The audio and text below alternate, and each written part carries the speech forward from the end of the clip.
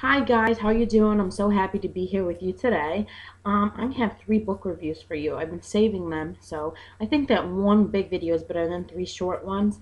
And sometimes I'll review them separately, but lately, because things have been a little hectic, I decided just to keep them together. So the first book that I read, I don't have the dust cover, but as you can see, this is Immortal Beloved by Cate Tiernan.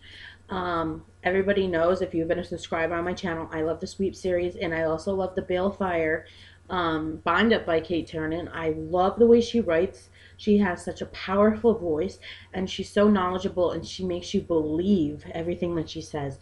Immortal Beloved was a little bit different, and it's it's still a young adult book, but I got the feeling that it probably was written for those a little bit older.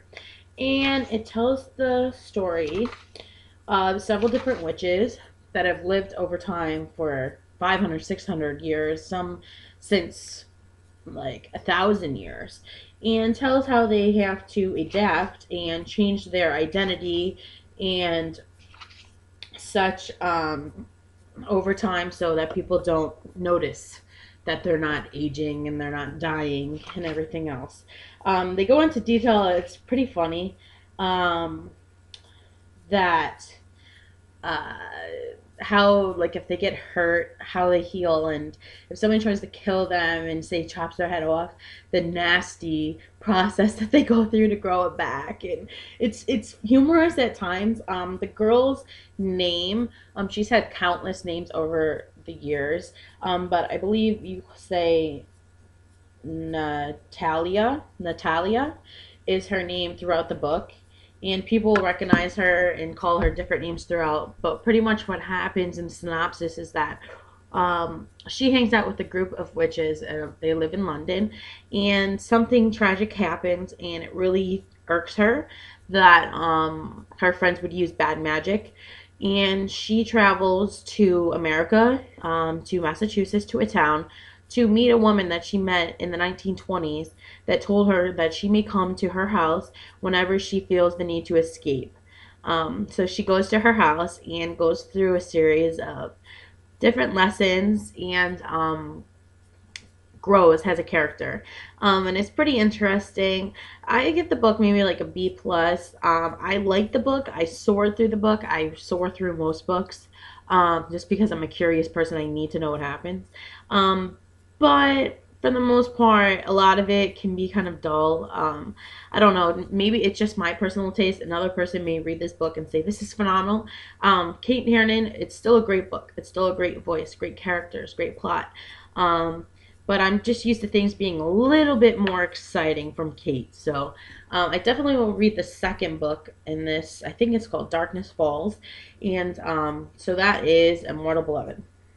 The second book I read is a nonfiction self-help book, but I thought it would be interesting to tell you about on this channel, because it can help a variety of people. And it's called Best You Ever. I've had it in my mailbox, and it's 365 ways to be richer, happier, thinner, smarter, younger, sexier, and more relaxed each and every day.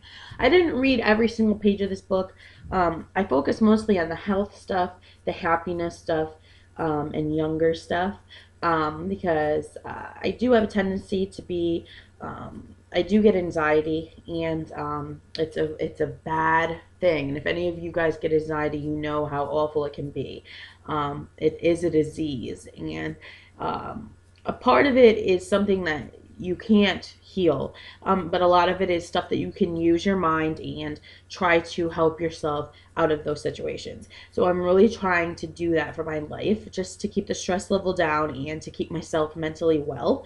And this book just gives you a lot of different ideas, and it shows you each day of the week, does one of the topics. So that one's relaxed, and it talks avoid chronic stress, and it's just like a couple paragraphs. So I was picking this up and putting it down. It's kind of one of those books that you keep on your bedstand. So if you're interested in stuff like that, I definitely recommend Best You Ever. And then the book that I read yesterday from cover to cover is Perfect by Hopkins. I've read tons of Ellen stuff. There's still some stuff that I haven't read by her. But this story tells of four high school seniors Kara, whom her brother tries to commit suicide and he fails, and Sean, who is addicted to steroids and is a up and coming baseball player. He's really great and he's trying to get into Stanford, and he also is Kara's boyfriend. And then Kendra, whom is has an eating disorder. She's in pageants and she abuses drugs to lose weight. And then lastly is Andre, whom is African American. He's dating a Caucasian girl and goes through the struggles of discrimination and also deciding what he wants to do with his life. He hides that he takes dance lessons from his parents. And all the stories, as usual, if you know Ellen Hopkins' work, come full circle. And they're all connected. He dates Kendra's sister, Jenna. And as you can see, it's written in prose. And I just read it. Like, I started it, I put it down, and then I read it. I read it in like 3 sittings, but I read it all yesterday. And this book is 622 pages. Well, that doesn't count. Like 600 pages. So definitely check out Perfect by Ellen Hopkins. Always inspirational, always mind provoking, and also just such a great storyteller. She is such a phenomenal storyteller. So definitely check out all 3 of these books. I would love to hear what you guys have been reading. I'm waiting for one more book to come in the mail. I've had 3 sitting here to do it in my mailbox, but I wanted to do all of it together. I haven't been buying a ton of books because I'm trying to read what I have, and I'm successfully doing that. My to be read drawer is just half full, maybe now, not even, maybe about 33, 1/3 full, which is great. I really needed to get through some of the books that have been sitting there for maybe a year or more. So definitely happy reading. Good luck with reading your to be read pile, and I'll talk to you soon. Bye.